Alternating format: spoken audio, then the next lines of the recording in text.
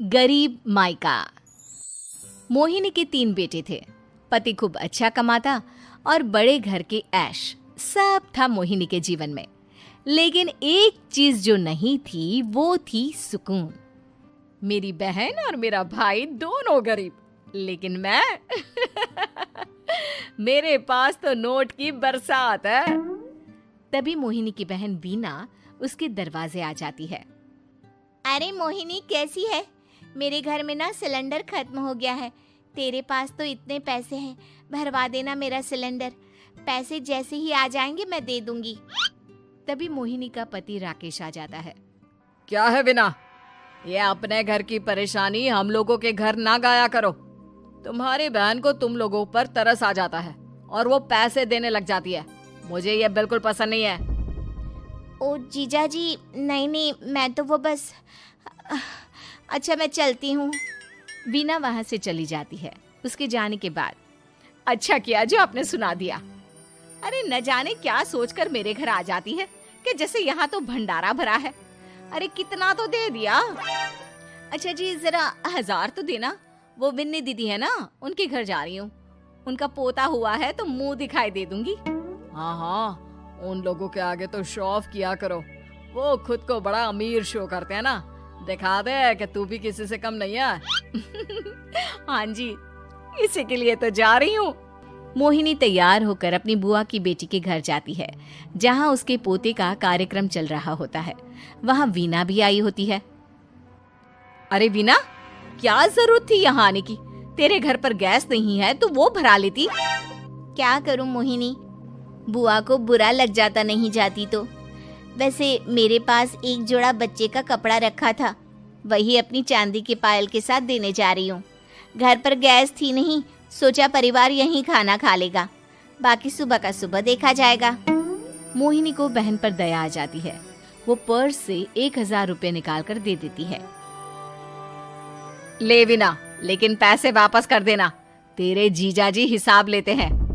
मोहिनी भी क्या करती, गरीबी में बहन का सहारा ही उसके जीवन जीने का आधार था।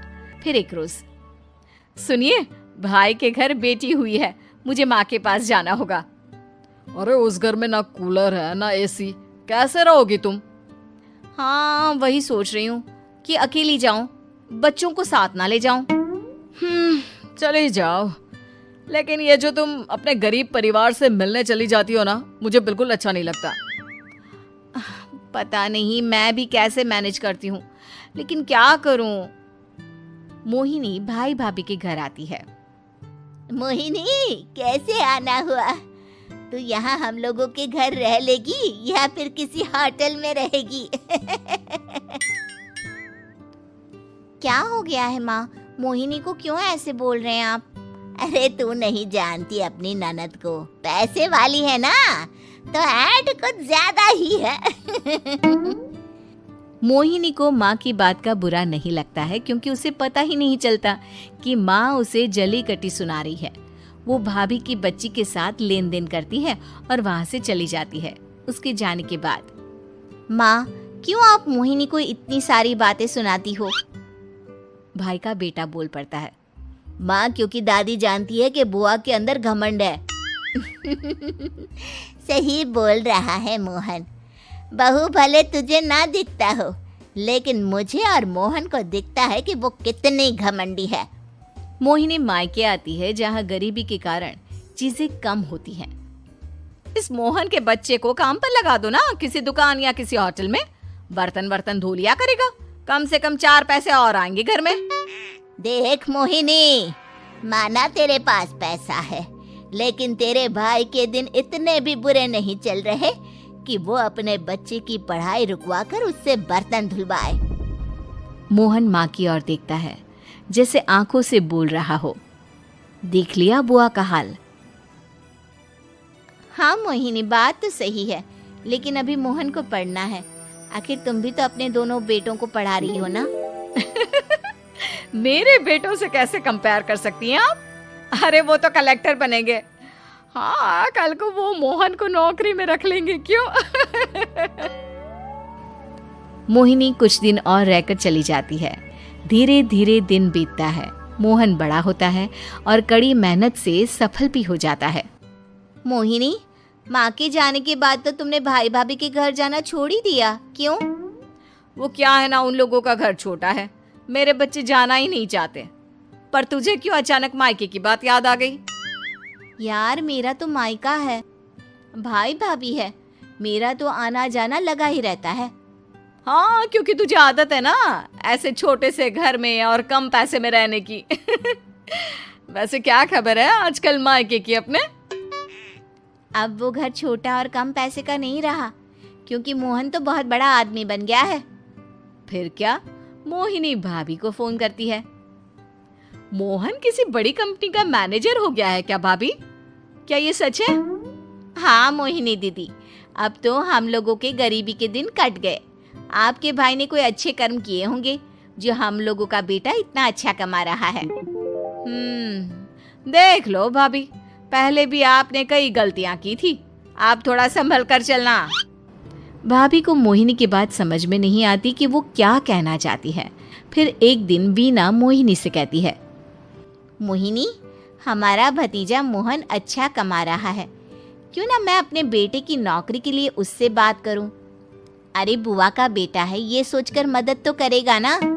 हाँ हाँ, क्यों नहीं करेगा, उसके बुरे दिन में तो हम भी खड़े थे। मोहन को वीना फोन करती है और अपने बेटे की मदद करने की बात करती है। हाँ हाँ बुआ, क्यों नहीं, आप सिद्धार्थ को भेज दें, मैं अपनी ही कंपनी में उसकी नौकरी करवा देता हूँ। दिन बीतते हैं, अब वीना के हालात भी अच्छे हो जाते हैं। क्या बात है वीना, तूने भी कार ले ली, वो भी इतनी अच्छी? हाँ मोहिनी, अपने भतीजे के कारण तो हम लोगों के दिन अच्छे हो गए।